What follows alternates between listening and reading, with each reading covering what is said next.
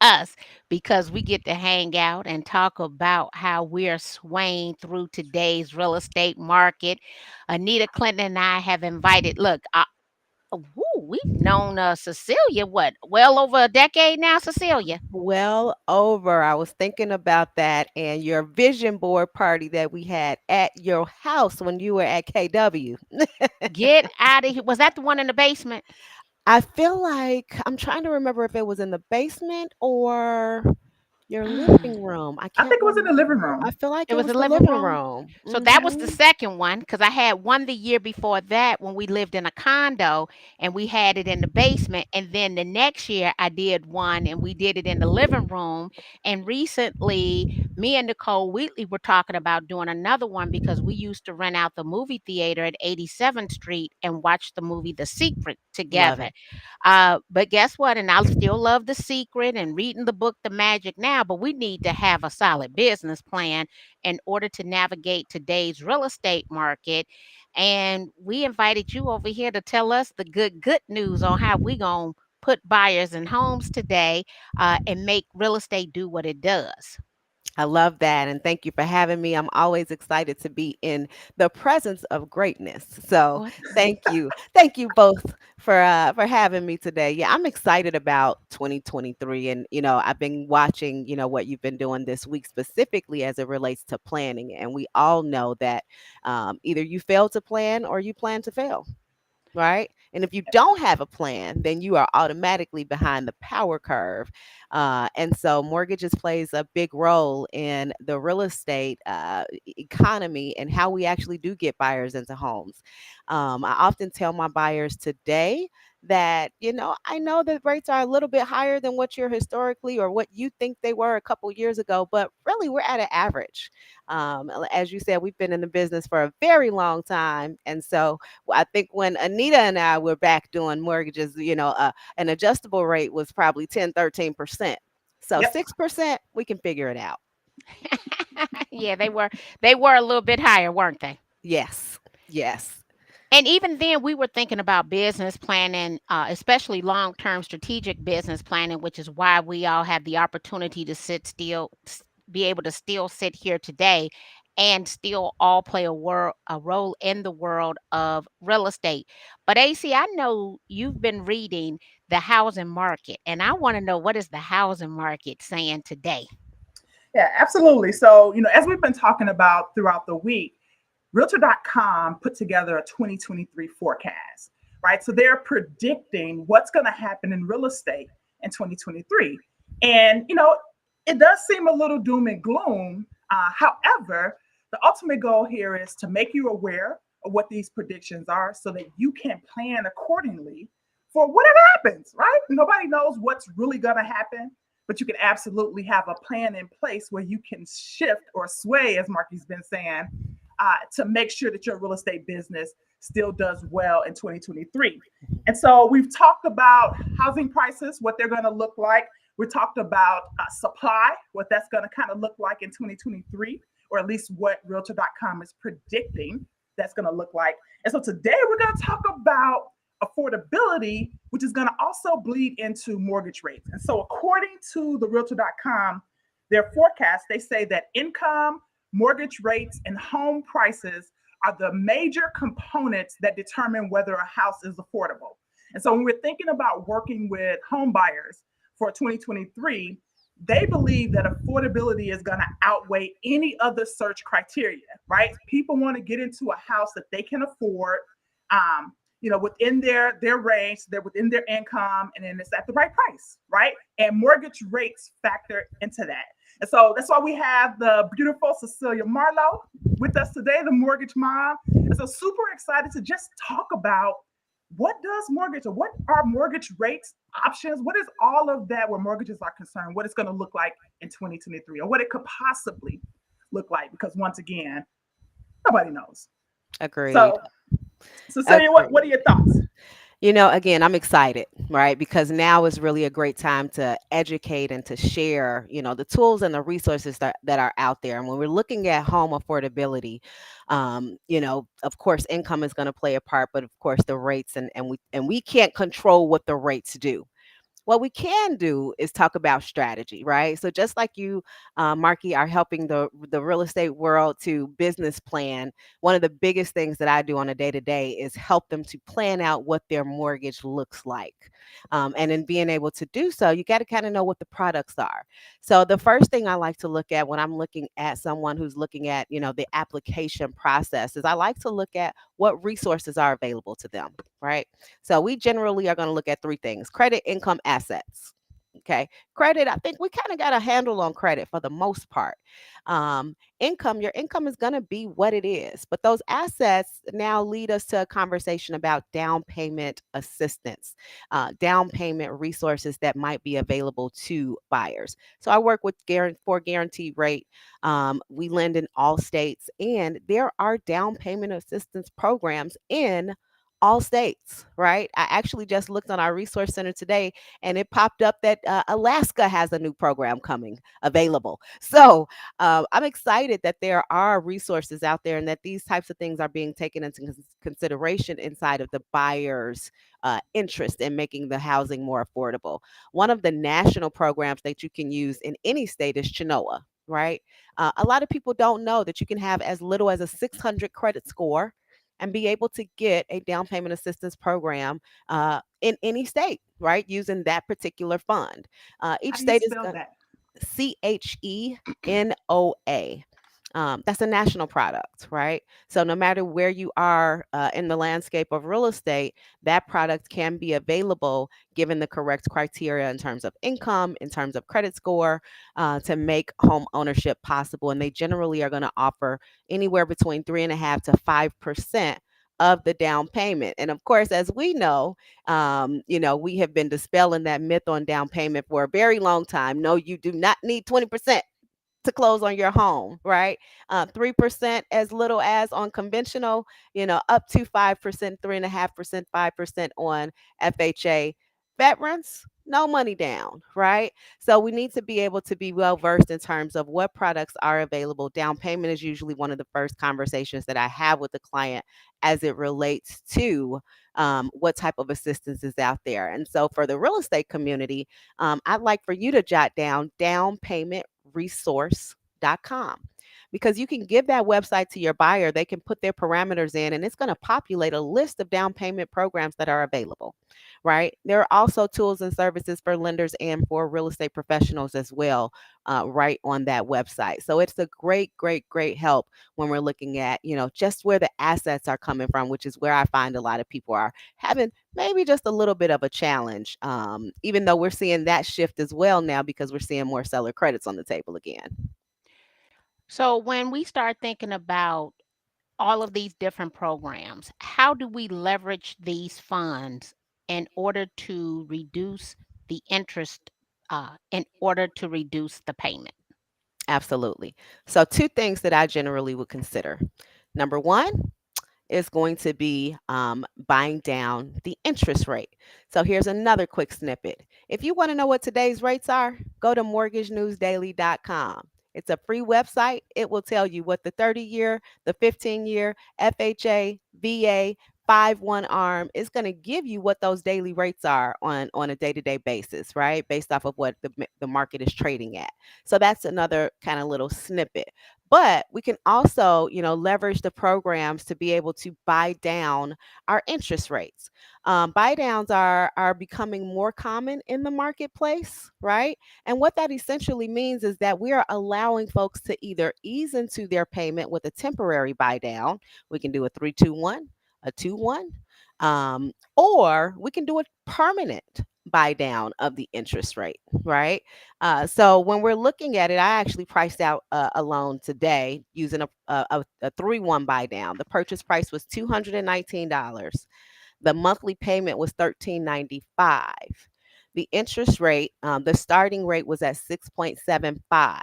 We buy that rate down 3 points to start them at a 3.75.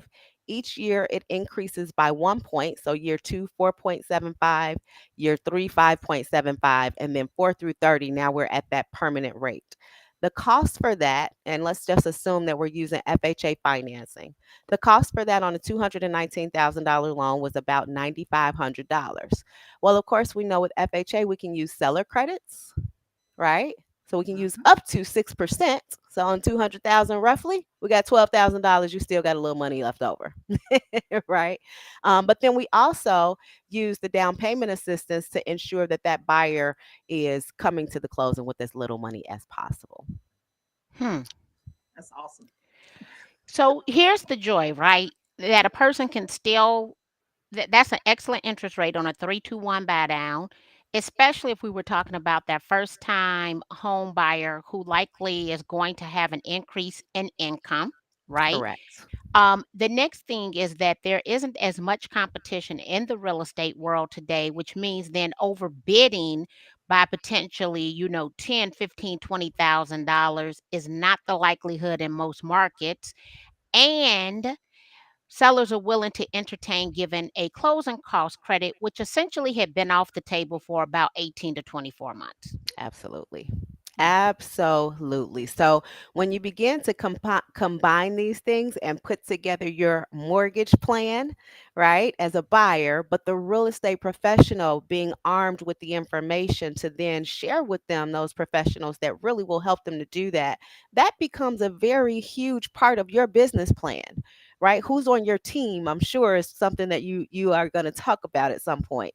And so just making sure that you have those tools in place. The other thing is that a lot of people are also entertaining adjustable rate mortgages, right? So a 5-1 arm. So today I believe the 5-1 arm was trading at about 5 point, I'll tell you in 2.2 seconds. Mortgage News Daily. The 5-1 arm allows me to have a fixed payment for the first 5 years, and then based off of what the market is doing every year after that, it has the potential to adjust up or down. Again, based off of what the market was doing. So, for someone who knows that they're going to be in their home for 3 to 5 years, the adjustable rate mortgage could make sense. I think the big piece with that is just making sure that folks understand how that works when it comes into play of the actual adjustments. And the 5-1 arm today was trading at like 5.82%, right? And you So would be able to, the if I buyer could buy wanted to, that down too, right? correct, correct. As I've So, as I've been explaining to people, two things that stood out, right? When I purchased my first property at the tender age of 24, it was with an IDA program at 8.375. I was so frantic, it was unreal because I was a 24-year-old who owned an investment property. That would be first and foremost. But what AC and I noticed when we were reading the descriptions on the program, a lot of the different grant programs initially used to be for first time home buyers. Keeping in mind that a first time home buyer doesn't mean that a person hasn't previously owned a property. Most consider it a person who hasn't owned a property as their principal residence in the past 3 years. But there's additional language now. And I'm like, when did they totally change the language from it did not have to be a first time home buyer? Is that something new? Because I don't remember that in the past. in the last few years, specifically your state program, so IDA, right? Okay. They have allowed you to be a first time home buyer or a non first time home buyer. Generally, the caveat is going to be that you can't own any other real estate. Right. Mm, So you can't have any other properties in your name and then go and get some assistance for that. So I have actually had people that have had properties that they even inherited. And now they're actually buying their first home, but we got to get that property out their name. They got to, gift it to someone else maybe because they can't own the property. But I love what you just said. And I am seeing a lot of millennials today who are house hacking using multi units to get into the market because you can also use that additional rental as income for qualifying. So when we're talking about affordability, specifically within the buying and purchasing power, if I have my current W-2 wages, but then I also know that this particular property is going to have rental income of, I mean, as you said the other day, just like mortgages are going up, so is rent, right? So if I got another $2,000 and we're going to use 75% of that to add to my income, I actually am increasing my purchasing power that way. And so most of your programs are going to allow for up to 2 units. When we're talking about down payment assistance. So, again, just a great way to begin to build that multi generational wealth. What's the difference between being an investor and house hacking? Because I'm a little confused, right? See, let me tell you one thing that it wears me out, Uh huh. right? New terminology for things that have already existed, right? So like house hacking is the new term, and I'm like, Same. yeah, it's an investor, a real estate. We're gonna go house hack. No, that's real estate investing. And because I Absolutely. have a 26-year-old, right? He always flipping a new term on me. Baby, we been doing that. That's what we used to call so and so. So I just Yes. okay, thank No, you. no, no. Same. We're just adjusting our vocabulary for the different audiences that exist. That's all.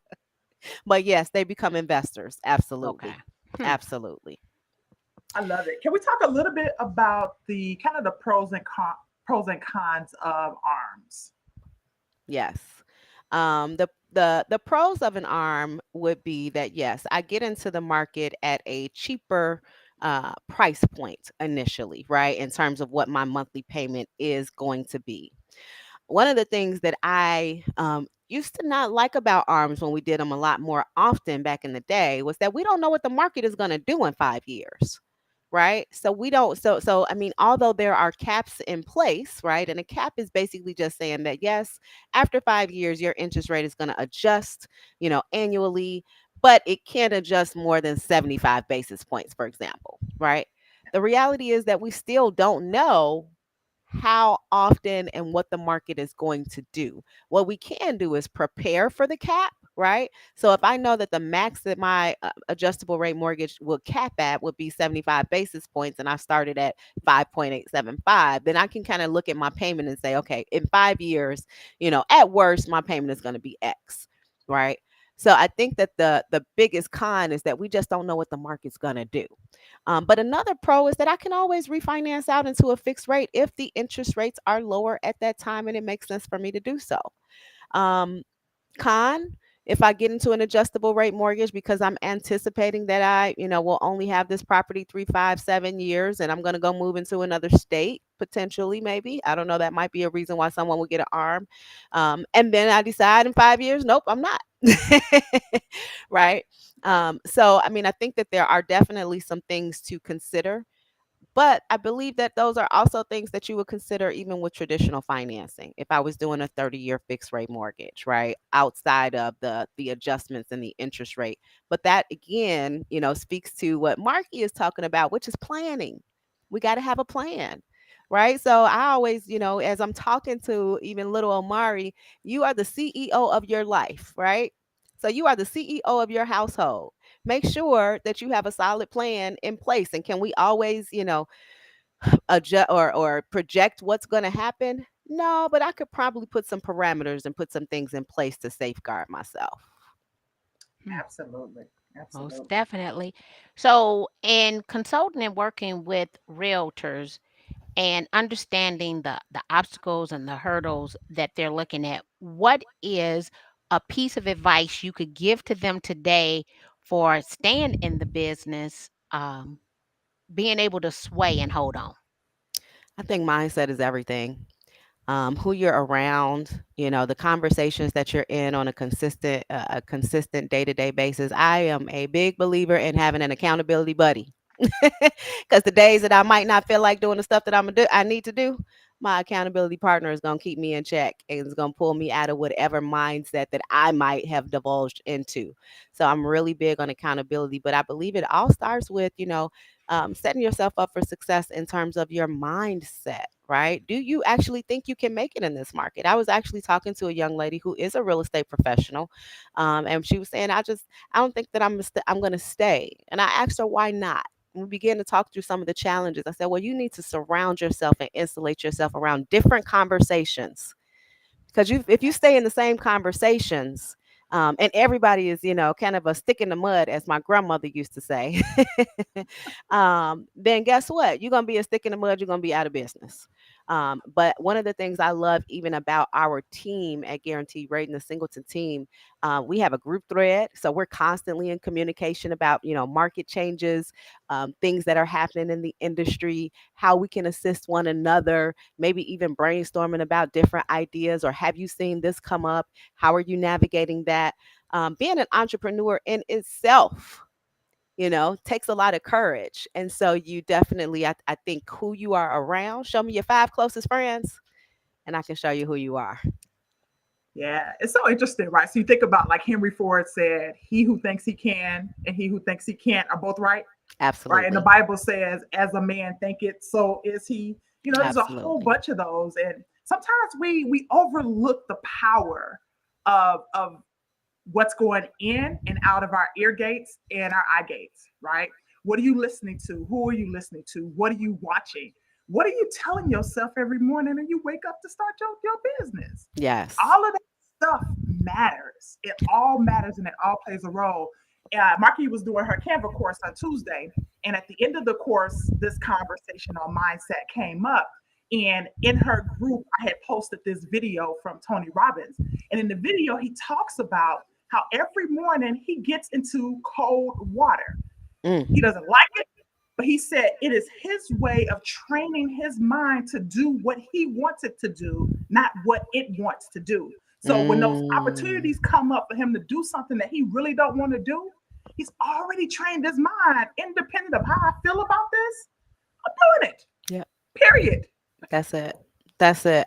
I love that. I heard something the other day. I was listening to a podcast, and the young lady said that there is a mantra in Weight Watchers that says, if you wouldn't say it to someone else, why are you saying it to yourself?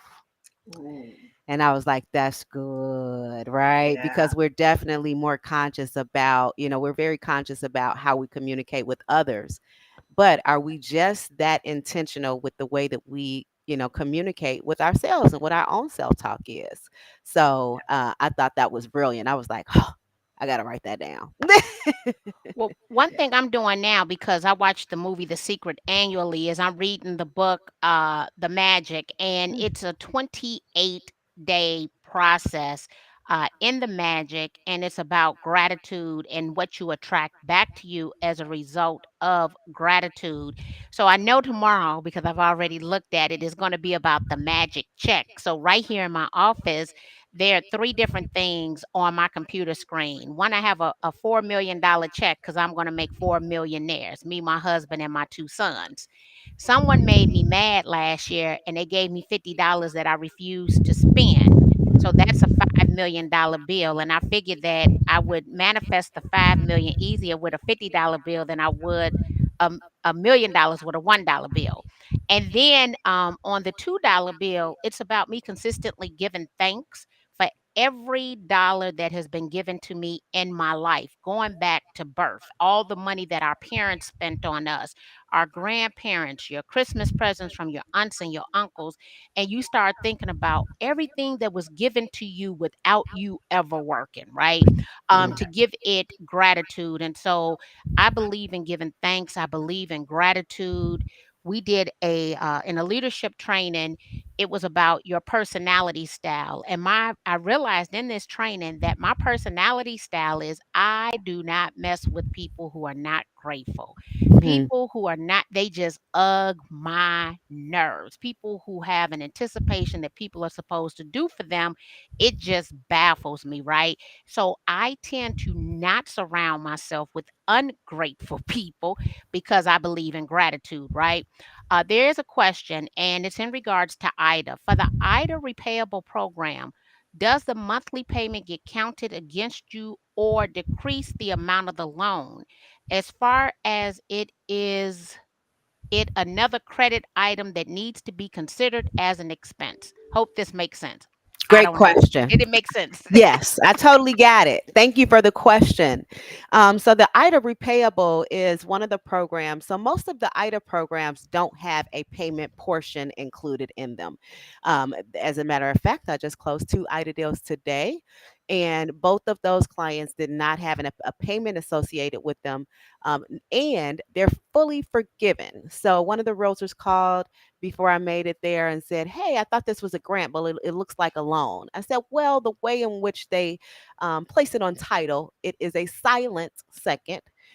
But there's no payment, and as long as we stay in the property for 5 years or don't refinance, then it's fully forgiven. The repayable program actually does have a payment to it. I want to say it's 81 or $83 per month. That absolutely does count towards your debt to income ratio. It also can, depending on what that debt to income ratio is, it can have the ability to decrease the qualifying loan amount. So yes, the question totally made sense. And your lender should be able to help you to make sure that those numbers make sense if that's the program that you're going with. But yes, it counts towards your debt to income ratio, 45% cap, not 45.01. So 45% is where you're capped at. And yes, it could have the potential. If you're going over that 45, we have to lower the amount. So what's the benefit of I guess the repayable, you get more money You than do. on the forgivable ones? Yes. Yes. Yeah. So opening doors is a $6,000 grant, and that one is a forgivable one. The repayable one, I believe, is $10,000. So that one does come with a payment over the term of the loan. Awesome. And then what are the new FHA loan limits? Because I've been hearing a lot of talk about the FHA loan limits. Did they increase or decrease? They have definitely increased, and you're gonna make me Google it because I don't have it downloaded in my head just yet, and I feel bad as a lender, but I'm gonna just be transparent about it because It's okay. They just look. They brand spanking new they on are the streets brand this week. spanking So yeah, new. I'm sorry for throwing out the trick question, but No, you just said that it they've increased. increased.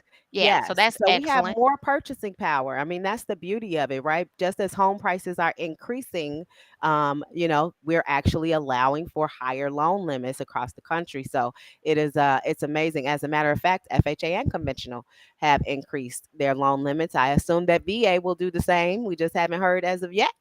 But I'm assuming they generally follow suit. So yes, they all have increased. And don't forget about the 203K. I always tell people, listen, your first home ain't supposed to be your dream home. It doesn't have to be. Now, I don't know. Maybe you got it like that, and maybe it can be. For me, my first home wasn't a dream home. So, when we're looking at affordability, some of the ways in which to keep that home affordable is to look for the worst house on the best block. Use that 203K loan to increase the value and walk into the property with equity and make it your own. So don't sleep on that either. And if you're not Yeah. using 203K, you need to call me because it's a great tool. And we So have that product for conventional FHA and VA. So veterans can use that program as well. Yeah, the so house. really quick, hold on, hold on. Mhm. So you remember when we used to talk about investment strategies, and one of the strategies was if you bought a property that needed some rehab on it, you live in that property for 2 years, you could turn around, providing property values have gone up because you got built-in equity. Sell that property. There's no capital gains tax over was it 250 for Correct. single family, and is it 500 for married couples? Yep. So now you've just built wealth. You can upgrade to that next house that you're looking for after that 2 year period. Like that's a strategy. Absolutely. Yeah. The house that I still live in, because I don't foresee us ever selling this house. We did a 203K loan. Um, in 12 months, we came back. We did a rate and term refinance in order to eliminate the PMI on the loan. Let me see, MIP, the mortgage insurance protection on the loan. And we were at a 62% loan to value on our rate and term refinance. Our PITI, keep in mind, I live in Bronzeville. My house was built in 2007, is still under $2,000 per month. Absolutely. Yeah. Wow. Yeah. That's That's another amazing. strategy too. Yeah. Whole With nother about strategy. with about $400,000 in equity now. So and we were very strategic in using the 203K loan. And one thing that I would say, because I'm an advocate of living within your husband's means, because that's how my grandmothers did it, right? I live within my husband's means. Therefore, I don't I don't really know what the mortgage is because I ain't never paid it, okay? Because it's within what my husband can afford to pay. And back in the day, grandma always saved the money for all the sweet extra stuff, and granddaddy was handling them bills. And somehow they managed to handle it no matter what those jobs were, and they weren't getting paid what we getting paid today. I say it all the time. And I Yes. so look, I love that. That's an amazing story and testimony. Real estate is for leverage, y'all. Okay, we get attached to it, but really we're supposed to be using it as a leveraging tool to forward, what the real plan and the goal is. So I love that story about the 203K, and I try to encourage people to use it. You have to be prepared for it, but with the right professionals around you, it is a great tool to use. Yeah, my next door neighbor, he did the same thing, but he took a two flat. So he actually created the most equity in the least amount of time because he took a two flat and converted it to a single family residence. Ooh. Hmm. His equity look real good too. He looked real good. And here's the joy, right? His in-laws moved in with him on the lower level. Him and his wife have three children. So I'm really proud that he was able to do that for his family. Yes, Yeah. yes. That's And that's what we awesome. all do it for. That's why we're in the business, right? Like we want to enhance our own quality of lives as well as those around us. And that's the joy and the beauty and the juice really in what we do. So, I love that. Ah, well, guys, if you aren't registered, we want you to register for Hit the Ground Running. It is a four evening series on business planning. We believe in business planning. That is why I would say to combined, we probably have close to 60 years. We know at least 50 years of real estate experience being entrepreneurs. I'm not going to say it's always been easy, but we're still standing here smiling and still doing the thing because we have been successfully planning for success now for almost 50 years.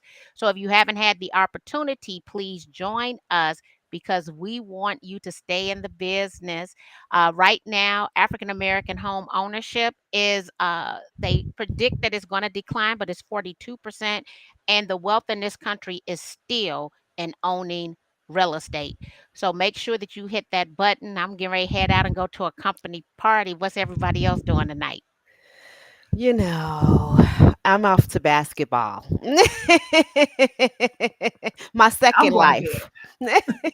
And AC says she going to I'm bed. going to bed. I'm tired. Okay. Well, everybody, make sure you have a great evening and join us for planning for your success because we plan to hit the ground running. See you Love Absolutely. So guys. that. Bye bye. Bye bye.